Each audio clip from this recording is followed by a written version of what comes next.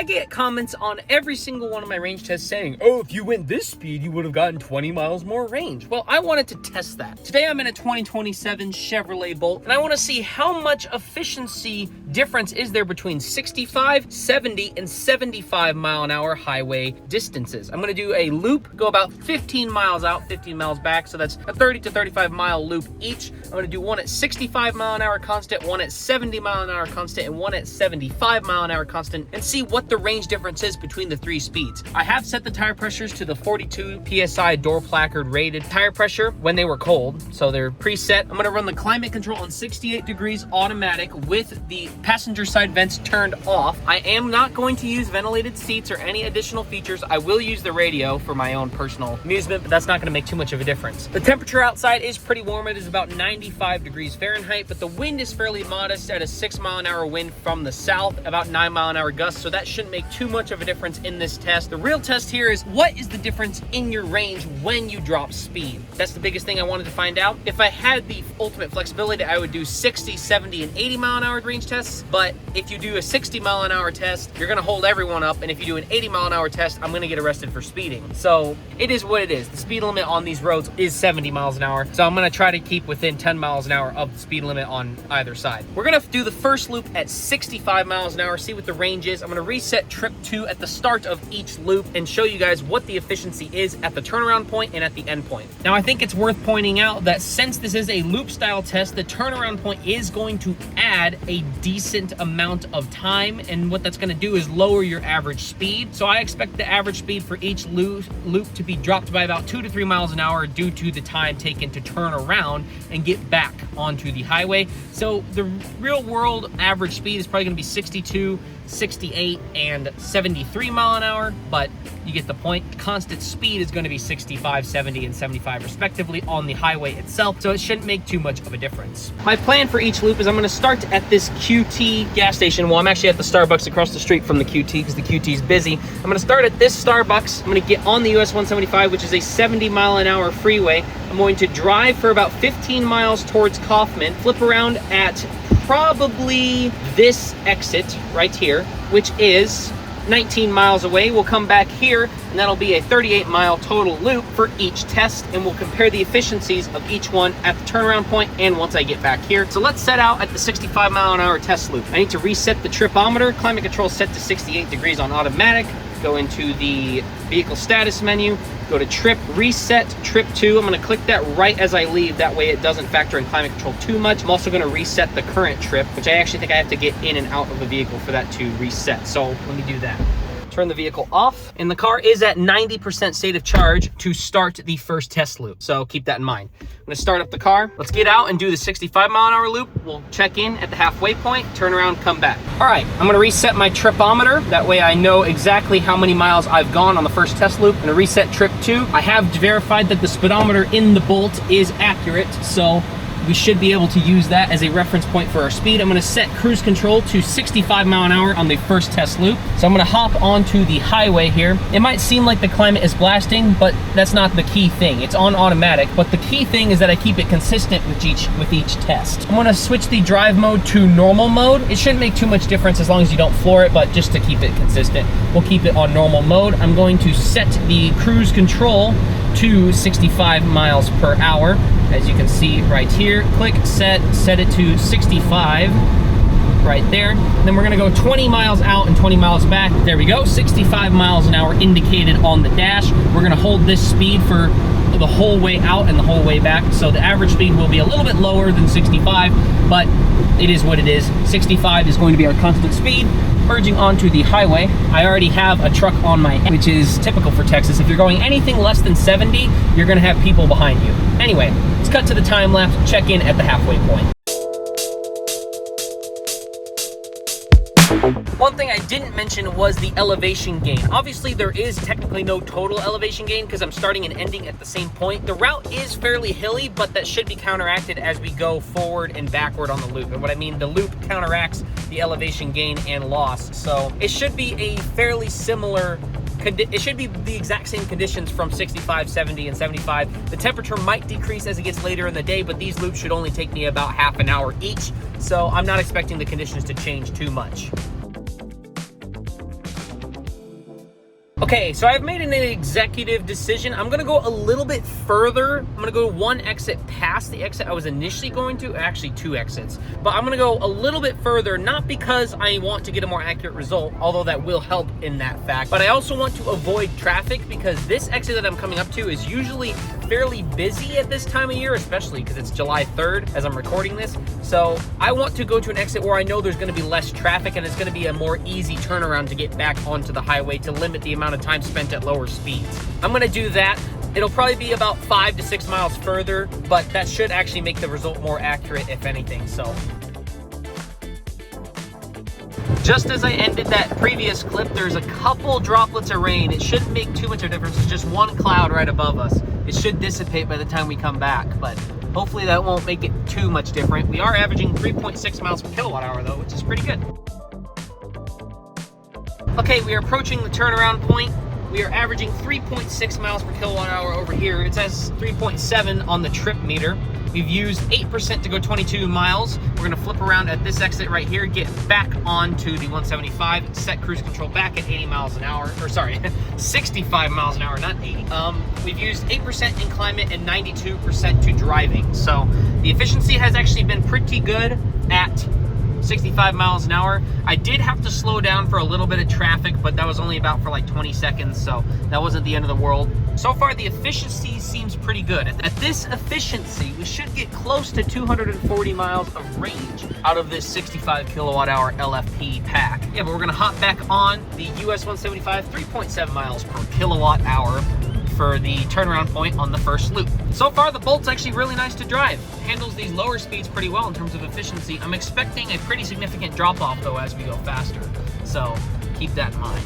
So I'm gonna click resume. Actually, not yet. I gotta get on the entrance here. There we go, resume.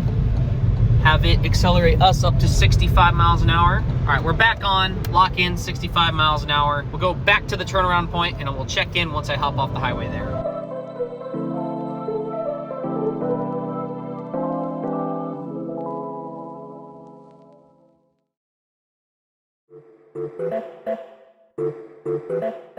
All right, we are approaching the exit. That is a pimped out.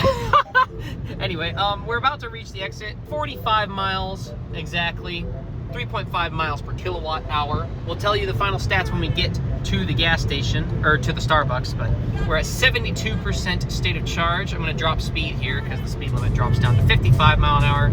I'll hold 60 for as long as I can. We'll recap, we'll see how many kilowatt hours we used, and then we'll go out on the 70 mile an hour test loop and see what the efficiency difference is.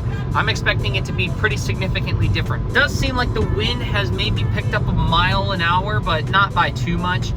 Great one pedal driving in the Bolt. I do like that. All right, turning left here on the 65 mile an hour loop, or to end the 65 mile an hour loop. Turning left here.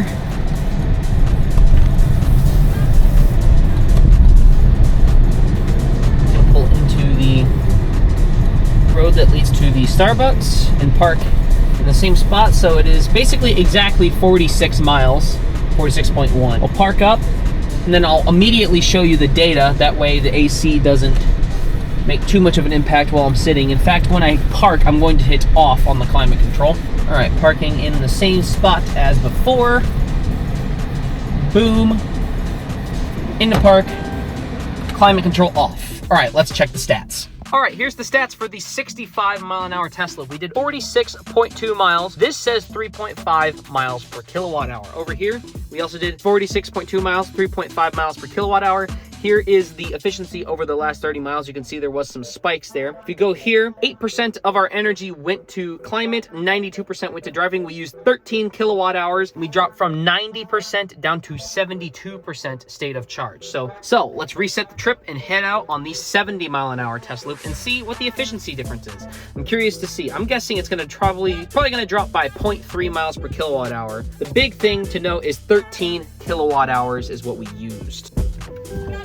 All right, open the door, reset. We are at 72% state of charge to start the 70 mile an hour test loop. Let's go into vehicle status, reset the trip 2. We're going to make sure that climate control is set to the same 68 degrees Fahrenheit on automatic. Trip is reset.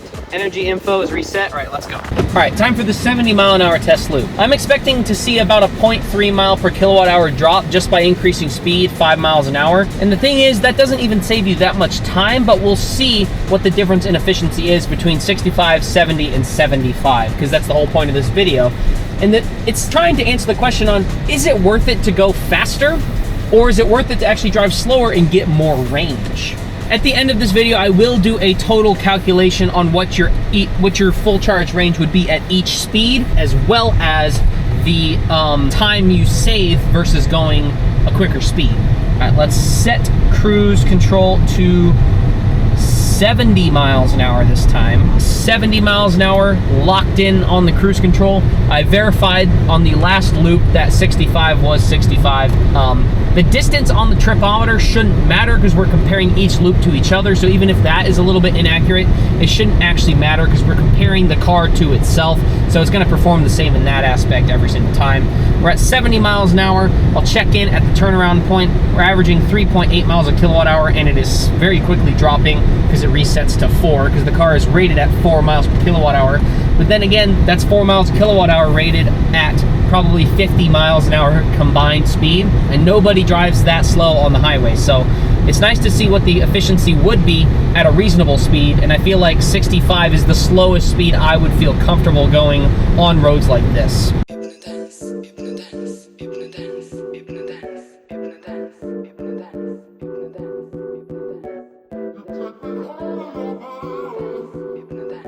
All right, here we are on the 70-mile-an-hour test loop. We are almost to the exit for the turnaround point. We are at 22.4 miles, 3.2 miles per kilowatt hour. About to turn around here. 6.9 kilowatt hours used to do 22.6 miles. We just bumped up to 3.3. Now the efficiency was at 3.6 around the turnaround point last time, but it dropped to 3.5 on the way back just because of the headwind coming back the other direction. So I expect us to land somewhere around 3.1 to 3.2 miles per kilowatt hour, but we'll see at the end. It did actually bump up to 3.4 miles per kilowatt hour, so it may not make as much of a difference as it may seem on first glance. Speed definitely makes a difference when it comes to range in an electric car, and it's always important to gauge whether or not it's worth it to go faster to get to your destination quicker if you're going to use more batteries. So let's hop back on. We have used 11% to go 23 miles. Doing worse on the percentage front, but doing not too bad on overall efficiency. So hop back on here. Okay. Click resume on the cruise. All right, back up to 70 miles an hour locked in. We're gonna keep cruising back to the starting point and check in our efficiency. See, it dropped back down to 3.3. And I'm assuming it's gonna stabilize again, like I said, between 3.1 and 3.2 miles per kilowatt hour.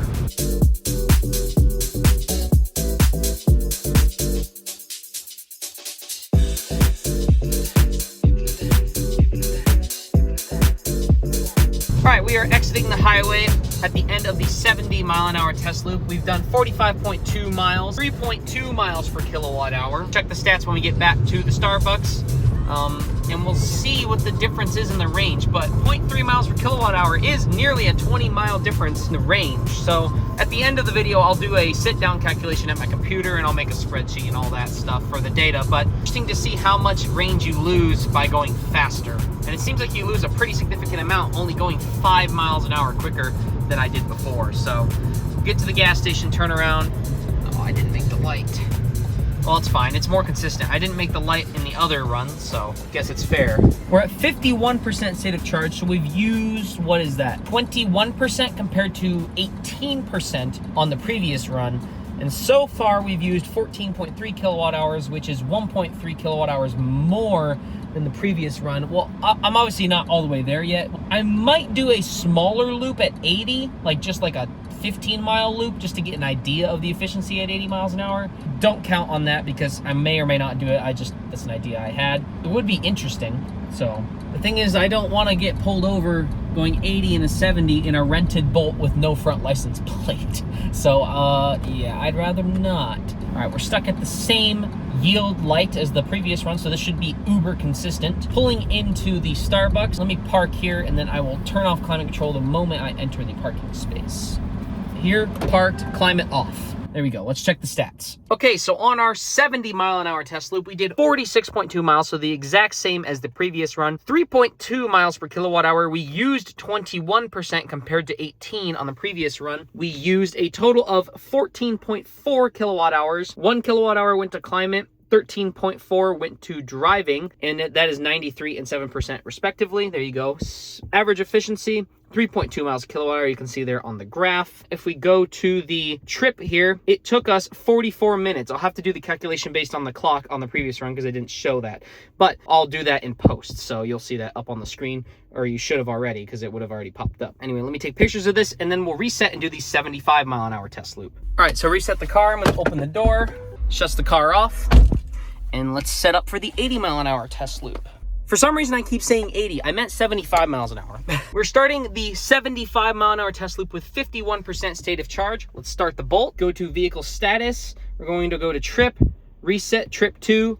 Once again, that is reset, and our energy info is reset. All right, let's get out on the 75-mile-an-hour test loop. Time for the 75-mile-an-hour test loop. Climate is set to the same 68 degrees on automatic as the previous 2 runs. So we'll get up to 75 miles an hour, lock in cruise control, and a decent amount of traffic here. I'm gonna wait for the traffic to fully clear just to give me a little bit more room to get up to speed and make it a little bit more consistent to the other runs. I'm gonna turn climate off just temporarily because we're sitting here a little longer than before. All right, climate's back on.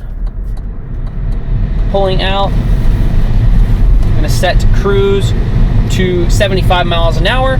And honestly, I'm expecting this to be at 2.8 miles per kilowatt hour. That's gonna be my guess, because air resistance is not linear. So I think the difference between 75 and 70 is gonna be bigger than the difference between 65 and 70. All right, set cruise to 75 miles an hour. There is a bit of a caveat though with 75 miles an hour. I may encounter more traffic than usual going a little bit quicker, so that might compromise the result a little bit, but I have the day, I have the time that I have to do it, so I gotta do the test when I have the time to. Anyway, let's lock in.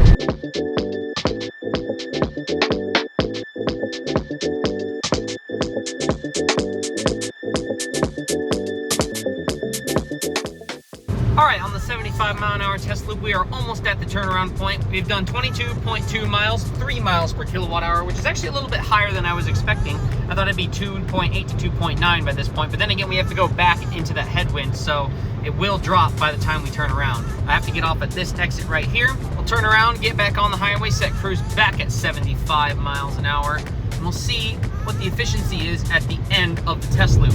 And I think I might try to do a short test loop at 80 miles an hour just to see what the difference is there. It won't be as scientific, but it'll give you a general idea on what the range drop is at 80 miles an hour if I can get up to 80 and stay there and not get pulled over. I will say that the traffic has gotten in my way a little bit more as I'm going quicker, but then again, I'm not holding up as many people, which is nice. So that's good. Before, when I was going 65, I had a bunch of people passing me. Now I'm kind of going the rate of traffic a little bit more, so it's a little bit more easy to keep with the flow of traffic here. It did bump up to 3.1 as we got off the interstate. Actually not doing too bad for going 5 miles an hour faster. I'm expecting it to drop though by the time we get back, but I might be wrong. So either the conditions are getting better or this is more efficient at high speeds than I thought. Accelerating back up to 75 miles an hour. Yeah, the efficiency dropped back down to 3 miles kilowatt hour, which is to be expected.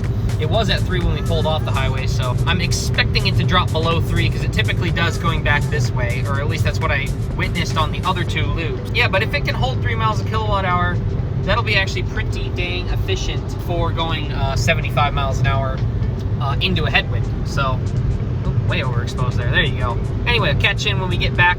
We're at 39% state of charge. We've used 12, I believe. 12 to do 24 miles. Not doing too bad.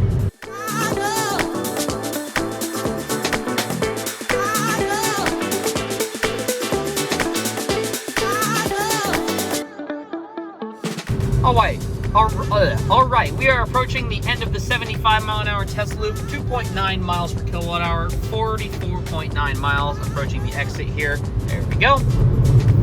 do 60 miles an hour in the 55 zone, and then we'll crunch the numbers. And I think I might do a bonus test, like I mentioned, the 80 mile an hour short sprint, just to see the difference, because I don't have enough charge to do a full 80 mile an hour test, and also I don't want to fly by too many cops doing 80. So yeah, let's not risk it too much. This time we're actually going to make the green light, which is good. Not good for consistency, but good for efficiency. Did bump back up to 3 miles per kilowatt hour when we got off the highway, which is interesting. It didn't use as much energy as I thought. So let me check the wind again to verify that the wind speed didn't actually drop or anything crazy, but it might also be that it's getting cooler out, but barely. It only dropped like 2 degrees of that. Yeah, so once I pull in, I'm gonna kick climate control off. I'm gonna unplug this. I had this plugged in and the same amount of time on each loop. So, all right, pulling in, gonna find the parking spot, into park, climb it off. All right, we got back with 28% state of charge. We went from 51 to 28, so that's usage of 23% battery, 46.1 miles, a little underreporting there, 3 miles per kilowatt hour. Here you can see here, 3 miles per kilowatt hour. It was at 2.9 before we got off the highway. That little regen spiked it quite a bit, as you can see. We used a total of 15.5 kilowatt hours to go 46.1 miles. Energy efficiency, 3 miles per kilowatt hour. And it took us 41 minutes to do that loop. Now what I think I'll do is I think I might try to run a quick 80 mile an hour loop, maybe just a 20 mile sprint here and back, and then we'll see what the efficiency is compared to 80 miles an hour. So let's reset the trip right there. This won't be a very scientific comparison compared to the other 2 loops, but it's worth doing just to see what the actual difference is. So we're back at 28% state of charge. Fire up the Bolt again, and then we'll go to vehicle status. Trip is reset. This is reset as well. All right, let's go. All right, here we're going to do a 80 mile an hour short sprint test. Climate is set to the same 68 degrees on auto. This is just gonna be more of an efficiency sample. It's not gonna be an exact representative comparison, just because it's not gonna be the same distance, nor is it gonna be the same turnaround point, but it should be a good point of comparison to see what the difference is at 80 miles an hour. As long as I can get to 80 and stay there for a decent amount of time. All right, merging up. Cruise control engaged. Well, it's not set yet, but the cruise control is on. I'm expecting an efficiency of 2.6 at 80 miles an hour, because the other one was basically 2.9 at 75. It jumped up to 3 at the very end, but if you were to go a little bit further, it would have been 2.9. So it's probably like 2.95 miles per kilowatt hour. So I need to go set the speed to 80. We'll just cruise for about 20 miles at 80 miles an hour, just to get a sample of our efficiency at the higher speed here. I'm expecting it to drop pretty rapidly, but you never know. It might be more efficient at 80 than I think. And this is more representative of, like, if you're out in like Utah or something where the speed limits are 80. This is a little bit more representative of a situation like that, but in Texas where the speed limits are 70, you know, you don't really need to go 80 miles an hour most of the time. You can get away with 75 to 78. We'll just jog down to camp, turn around, come back at 80 miles an hour, and we'll sample the efficiency, and then I'll add that into the table just for a comparison. All right, we're just about to turn around on the 80 mile an hour test loop. We're gonna take this exit here and see what the efficiency is like. See right there. We're at 3 miles a kilowatt hour at the turnaround point, 8 miles, just a quick jaunt. Put it in neutral just to kind of minimize the amount of regen we get, just to see, make it more consistent, but it's still gonna not be the best thing in the world, but I don't really want to do a whole extra loop, especially because I'd have to charge, and there's no chargers on this section of highway, so.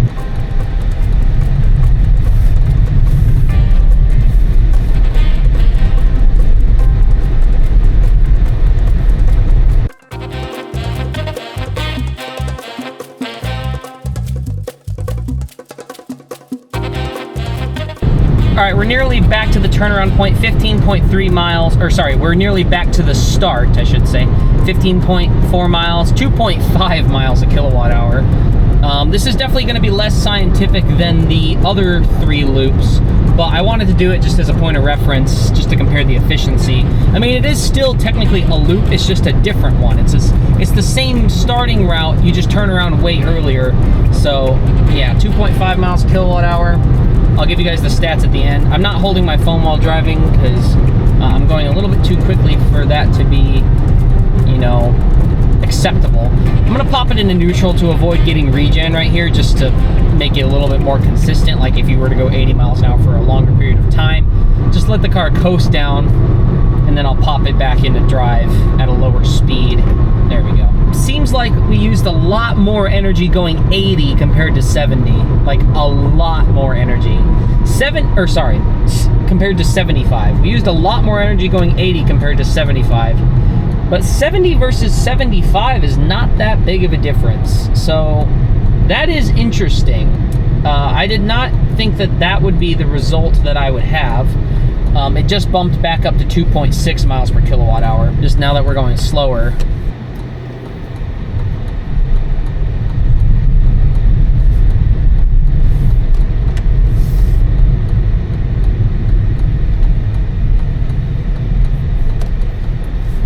The thing is, when you do a shorter loop like this, it's easier to change the number by doing small stuff because it's not as consistent, you know? So anyway, back at the Starbucks, give you guys the data, and then we'll wrap up the video with some calculations. All right, we're back. Park, climb it off. All right, at the end of the 80-mile-an-hour mini loop, we went 17.1 miles, 2.6 miles per kilowatt hour. We're at 17% state of charge. I actually don't remember what we got back here with. I think it was 28, but I could be wrong. I'll put a little thing up here on the screen that'll tell you. We used 6.5 kilowatt hours to go 17.1 miles. 95% went to driving, 5 went to climate. Here's the graph. You can see we spiked way up at the end there, and it was actually down towards 2 miles a kilowatt hour for a lot of that. So not very efficient at 80 miles an hour. And if we go to here, that loop took us 16 minutes to do. Obviously, I'll extrapolate that out to make it comparable. And then here is trip. All right, let's cut back to the bedroom and do some calculations and see what speed it is actually worth driving the Chevy Bolt. Obviously, your own EV will be a little bit different than this particular car. I just wanted to do it in this car because it's the cheapest new EV on sale. And I think it's pretty representative because my personal electric vehicle, a Tesla Model 3, has non-standard wheel and tire offset and wheel and tire package in general. So it's not really representative. So I wanted to do something a little bit more representative for the average buyer. So I've made this spreadsheet for you guys to look at. I'll link it down in the description, but I am going to describe it here fairly briefly. Obviously, you guys can go and look at the spreadsheet for yourselves down in the description, but this will help you better understand the results that we got in our testing. So you can see the vertical columns show the tests. So the 65, 70, 75, and 80 mile an hour test. There's some comments over here that I'll address in a second. And as you go over here, you can see which stat is being compared. So let's compare the time per distance, because I think that's one of the most important things that people compare when it comes to speed. Obviously, because that's what speed is. You can see the mileage was the same for the first 2 loops. The third loop was actually a little bit shorter somehow.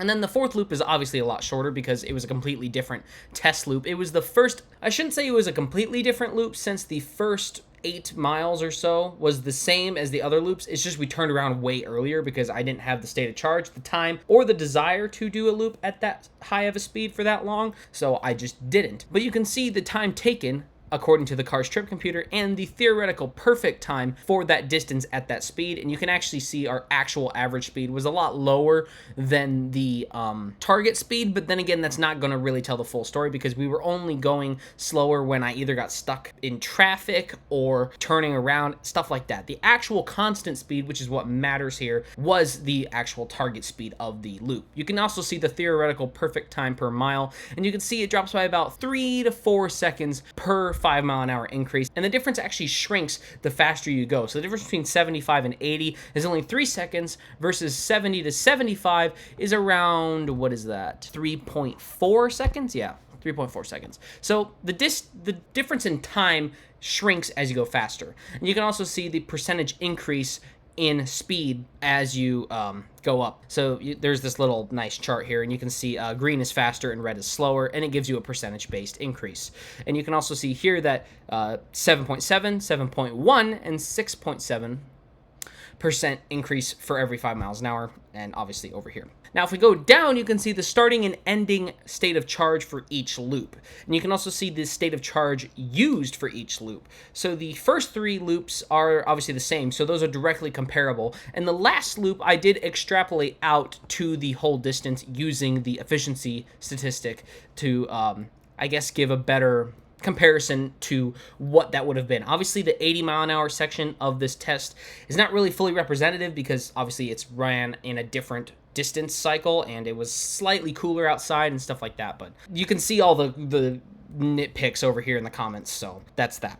The state of charge used at 65 mile an hour was 18%. In the 70 mile an hour test, it went up to 21% used, and in 75 mile an hour, it actually only used 23, which is 2% more compared to 3% more from 65 to 70. So that was actually a little bit surprising. And then if you go up to 80, you use 29.7%, at least in theory. It might be a little bit different in practice, but if you extrapolate out, that's what it would have been. You can also see the mile per kilowatt hour as stated by the car. So you have 3.5, 3.2, 3, and 2.6 miles per kilowatt hour, respectively. And these are the efficiency metrics at the end of the test loop. So when I got back to the Starbucks and parked, that's what the car readed. It did read different things at different times. So at the turnaround point, it read higher than it did at the end because we had a tailwind going out and a headwind coming back. So obviously that is factored in here, but we're just using the car's miles per kilowatt hour metric because even if it's not the most accurate, it's comparing itself to itself, so it doesn't really matter. We're comparing the car to itself. If we were comparing it to a different vehicle, then we would have an issue with it, but it doesn't really matter here. You can also see this mile per kilowatt hour calculated metric. This is just using the kilowatt hour used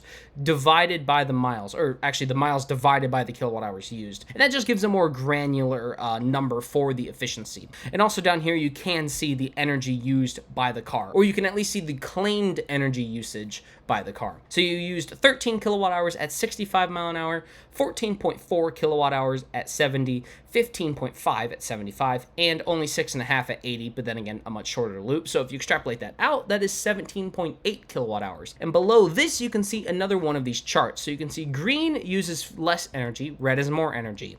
And you can see if you go from 65 to 70 mile an hour, you use 10% more energy. If you go 75 mile an hour, you use 19.2% more energy compared to 65. And if you go 80 mile an hour, you use a theoretical 36.9% more energy than 65 mile an hour. And you can also see if you pick a speed, let's say 70, where it says NA, you can compare the other speeds to that speed. So if you go slower, you save 9.7%. If you go faster, you use 7.6. Now, the weird thing is that the difference between 70 and 75 was actually smaller than the difference between 65 and 70, which is weird. Maybe that's just the sweet spot of this particular car. I'm not quite sure.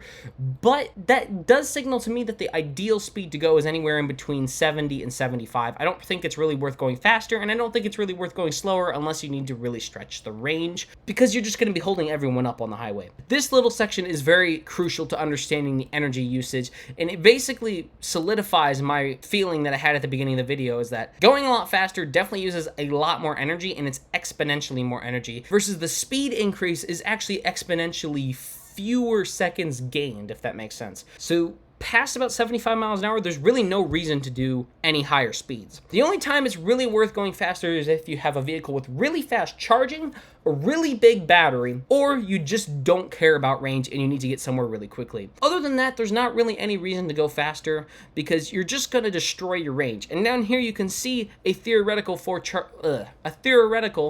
charge range based on the efficiency metric stated right here. I use the calculated metric for this one. If you take the car's 65 kilowatt hour claimed battery, it's actually a little more than that, but if you use that to determine the range, you have 230.5 miles at 65 miles an hour, 208.7 miles at 70 miles an hour, which is a big drop. That's 22 miles taken off by just going 5 mile an hour faster. You're down to 193.3 miles, which is actually the smallest difference in between speed ranges from 5 mile an hour jumps. So then again, that reassures my, reaffirms my thought on the ideal speed range. And then you can also see 80 miles an hour is 168.2 miles, nearly 100 miles less than the car's EPA rated range. It's rated at 262, so you're losing a ton of range by driving that fast. Now, obviously, there's going to be scenarios where driving that fast is still going to benefit you. If you're in Utah, Kansas, or Houston, where the speed limit is 80 or more, you're going to have to drive 80 because then you're just going to be holding people up. And it's not to say that it's not worth it to do it, because you definitely do get places faster. You just use a lot more energy to do that. So that's this. And then also down here, you can see my highway range test result. Click the link up in the card to see that. But the highway range test, I got 201 miles if I had extrapolated out. That day was pretty windy. It was 13 mile an hour wind, and it was roughly the same temperature. We only got 3 miles a kilowatt hour out of that day. So the range was actually pretty similar to the 75 mile an hour test loop, only it was done at 70, not 75. But the wind can explain a lot of that inefficiency. So if I would have done it on the day that I did my efficiency testing, I would have gone 208.5 miles. But, you know, EV range is so variable that it's really hard to give a flat number for electric vehicle range. You can kind of give people like a number in a specific snapshot of circumstances like weather and stuff like that, but you can't just give them like one number and say this is how far this car will go, because it's just not true. If you want to go 400 miles in your Bolt, you can do it at 30 miles an hour. But who the hell drives 400 miles at 30 miles an hour? No one. So that's why I do range testing at 70 miles an hour. And that's why I feel like a lot of the commenters on my videos are dumb. But anyway, thank you guys for watching this video. Hopefully this helped you understand the difference between EV range, or I guess the correlation between range and speed. And if you guys like this video, comment, like, and subscribe, and I'll see y'all in the next one.